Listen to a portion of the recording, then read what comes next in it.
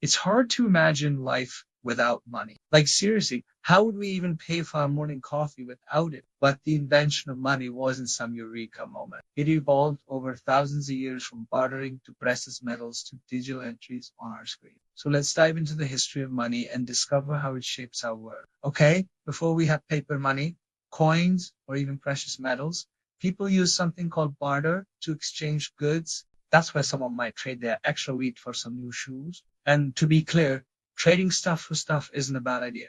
It's still pretty common. You just can't do it all the time.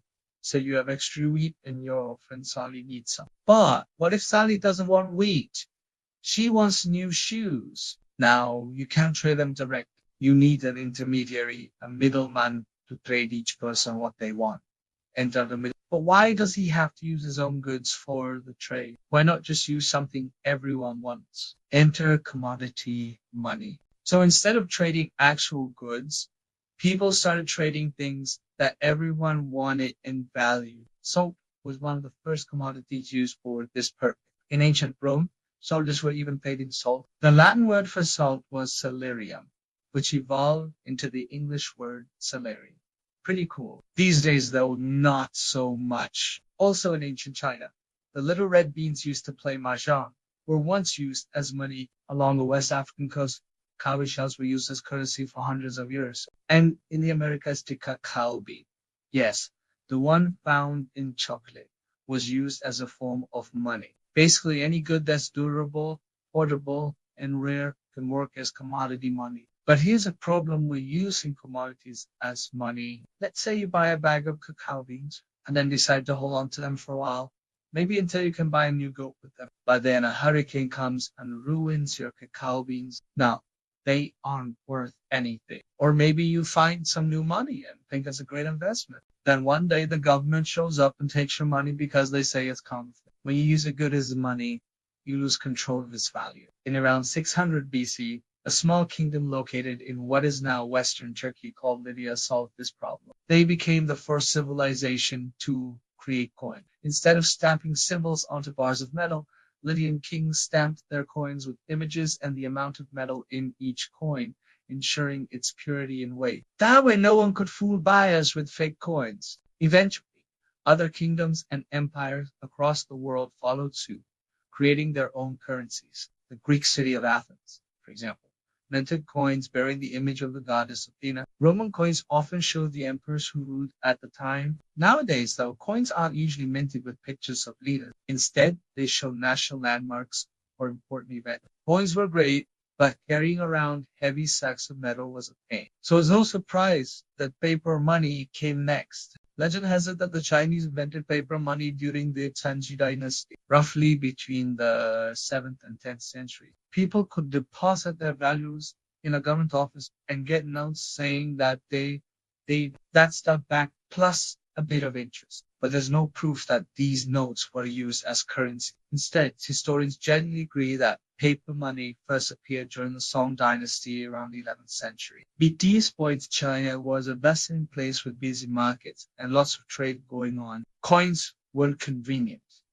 So merchants started using promissory notes as a way to settle debts. These notes promised the bearer a certain amount of cash in return for the note itself. Think of it kind of like a coupon. And if you received one, you take it to the shop and say, hey, I have this note that says I'm owed 3 bolts of silk. Give me that silk. While not technically paper money, these promissory notes paved the way for official government back then. It took a few more centuries, but by the end of the Middle Ages, Europe had its own paper money. Some European countries like France and Spain used paper money during the Crusades in the 11th and 12th centuries, but it wasn't widely accepted. However, during the Renaissance in the 14th and 15th centuries, Italian merchant republics like Florence and Venice really embraced paper money. Venetian merchants traveling to Asia needed a way to transport valuables, so they developed a banking system. They deposited their goods, got promissory notes, and then exchanged those notes for others when they arrived in Asia. This system eventually led to the development of modern banks and checks. So instead of carrying around gold, merchants could write checks to transfer money. These checks were like little pieces of paper that said, hey, this person owes this person this amount of money.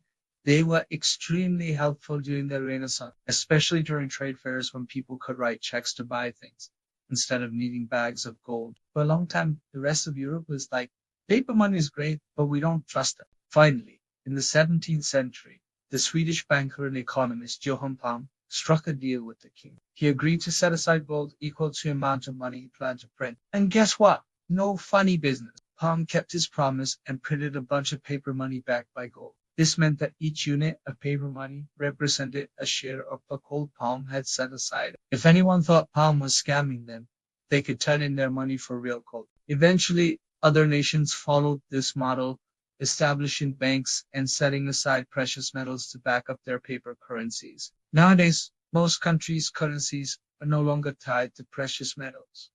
We call this fiat money. Fiat means let there be in Latin, and basically it means that the government says the money is valuable. Sure, it's printed on fancy paper with shiny ink, but that doesn't make it valuable. The US dollar, for example, isn't backed by gold, but by the full faith of the US government. So why did governments stop backing their money with precious metals? Well, after World War II, the global economy was struggling. Many countries couldn't afford to keep enough gold and foreign exchange on hand to back up all their money. Plus, having tons of gold sitting around made countries vulnerable to attacks. So in 1971, the United States ditched the gold standard and sold in most of the countries. But wait, if the money isn't backed by gold, how do we know it's valuable? Is it all just made up? Well, kinda. Governments have made laws saying that we must accept certain forms of money as payment for debts. For example, US federal law says that we must accept US dollars when paying debts. So that's why when you go to the grocery store, you can confidently pay for your Doritos and Tide Pods with USD. These days, most of the money out there isn't even physical. Only about 10% of US currency is in the form of coins and bank. Most of it exists digitally as numbers on computer screens and bank accounts. In fact, when you pay for something with cash, the cashier might enter the amount into their computer, deposit the money into a bank account. And you know how you can pay for things online without even seeing a screen? Yeah, that's possible because most of our money is digital. But some people don't trust traditional banks, which is why new kinds of digital money have popped up, like cryptocurrencies, such as Bitcoin. This digital currency uses cryptographies, hence the need to keep track of transactions. People buy and sell cryptocurrencies through online exchanges and use them to buy goods and services. While it's not legal tender anywhere, many businesses accept crypto as payment. And who knows, maybe one day it will become the dominant form of money. From the dawn of civilization until today, money has come a long way. Once upon a time, it was just bartering. And today, it's numbers flashing on computer screens. Whatever form it takes, though, money has one job: to make trading goods easier. It's also useful for measuring value and storing wealth. And who knows what the future holds for money. Will we all be paying with laser beams and unicorns someday? Who knows? But one thing is for sure, it'll probably still be money. And thanks for watching this episode, which was brought to you by all of the amazing educational videos available on a streaming platform. Awesome. Thanks for watching and see you next time.